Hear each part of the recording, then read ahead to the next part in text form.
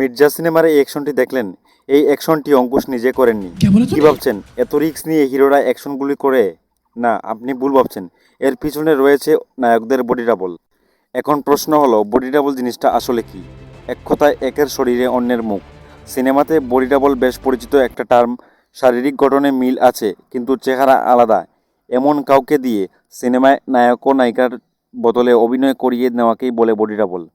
Body double অনেক কারণে ব্যবহার করা হয়ে থাকে, তবে সবচেয়ে বেশি ব্যবহার করা হয় ঝুঁকিপূর্ণ অ্যাকশন সিকোয়েন্সে ও খোলামেলা সিনগুলিতে। কোনো নায়ক নায়িকার অস্বস্তির কারণে তাদের করতে ইচ্ছুক নয় এমন কোনো বিবস্ত্র দৃশ্যে বডি ডাবল ব্যবহার করা হয়। তাছাড়া আরও নানা কারণে বডি ডাবল ব্যবহার করা হয়ে থাকে, যেমন নায়ক নায়িকার কোনো কিছুতে এক্সপার্ট দেখাতে তারা পারে না এমন কিছু করতে হবে, যেমন ডান্স করা, ক্রিকেট খেলা, স্টান্ট মারা বা ড্রাইভিং করা, কিংবা স্টারদের সেটে পৌঁছাতে লেট হচ্ছে বা মেকআপে সময় লাগছে। এমন সময় তাদের অনুপস্থিতির কারণে ইম্পর্টেন্ট কোনো সিনের লুক সেট করার জন্য বডি ডাবল ব্যবহার করা হয়। আবার ক্যামেরার একই ফ্রেমে একই চরিত্রকে দুইবার দেখাতে, একই রকম দেখাতে বডি ডাবল ব্যবহার করা হয়। তবে বর্তমান সময়ে বডি ডাবলের পাশাপাশি বিএফএক্সেরও ব্যবহার। হলিউডে বডি ডাবল ব্যবহারের ধারণা অনেক পুরনো। হিন্দি সিনেমাতেও বডি ডাবলের ধারণা সাধারণ হয়ে উঠেছে। বাংলা সিনেমাতেও বডি ডাবল ব্যবহার করা হয়, তবে সেটি দর্শকদের সামনে আসে না, তাদের ইচ্ছে করে ক্যামেরার আড়ালে রাখা হয়। Welcome to filmy sonnet. তো ভিউয়ার্স, আজকে আমরা দেখব বাংলার নায়করা কি বডি ডাবল ব্যবহার করে থাকেন। নাম্বার 1, ইয়াশ। ইয়াশের মেন্টাল সিনেমায় বেশ কিছু অ্যাকশন করেছেন ইয়াশ, কিন্তু তার মধ্যে যেগুলি খুব বেশি রিস্কি ছিল সেগুলি তিনি নিজে করেননি, সেটি তার বডি ডাবলকে দিয়ে করানো হয়েছে।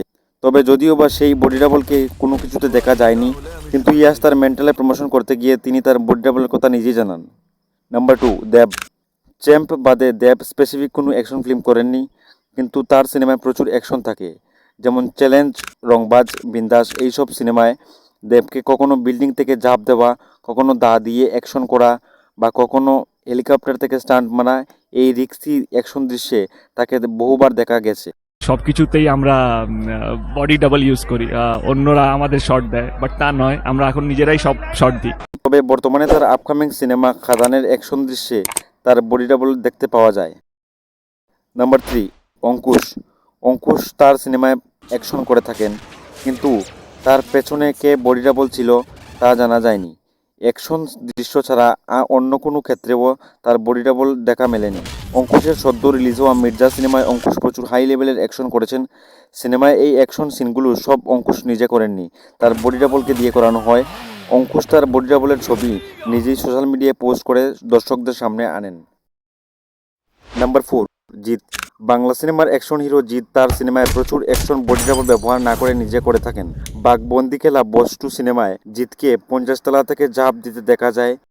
This is Jeet doing everything himself. There's no duplicate. This is all real. Jeet has come down running from the building from the top. ও বাচ্চাদের ডন সিনেমায় চলন্ত ট্রেনের উপর দৌড়ে অ্যাকশন করতে দেখা যায়, যেখানে ডিরেক্টর ভয় পাচ্ছিলেন ক্যামেরা নিয়ে দাঁড়াতে। তাছাড়া জিৎ সবসময় স্পেশালি অ্যাকশন ফিল্ম করে থাকেন, বস, রাবণ, চেঙ্গিজের মতো। বাংলাতে প্রথম অ্যাকশন ফিল্মের প্রচলন জিতই আনেন। জোশ, ওয়ান্টেড, ফাইটার এইসব সিনেমাতে অ্যাকশন করে জিৎ অ্যাকশন হিরো হিসেবে পরিচিতি পান। তিনি তার সিনেমায় বডি ডাবল ব্যবহার করেন না এমনটাই তথ্য। এর বাইরেও বাংলা সিনেমার অন্য নায়কদের বডি ডাবল সম্পর্কে কিছু জানা যায়নি। আসলে সিনেমাতে বডি ডাবল সাহায্য নেওয়া খারাপ কিছু নয়। রিক্সি কোনো অ্যাকশন স্টার মারতে গিয়ে যদি হিরোদের কোনো ফ্র্যাকচার হয়, তাহলে হিরোর জন্য পুরো শুটিং বন্ধ হয়ে যেতে পারে, পুরো ইউনিট বসে থাকতে পারে, যার ফলে সিনেমার বাজেটও বেড়ে যায়। এবং সবচেয়ে বড় কথা হলো, হিরোদের জীবনের ঝুঁকিও থাকে, তাই সিনেমায় বডি ডাবল ব্যবহার করা হয়। আপনারাও কি আমাদের সাথে একমত? তাহলে কমেন্টে লিখুন।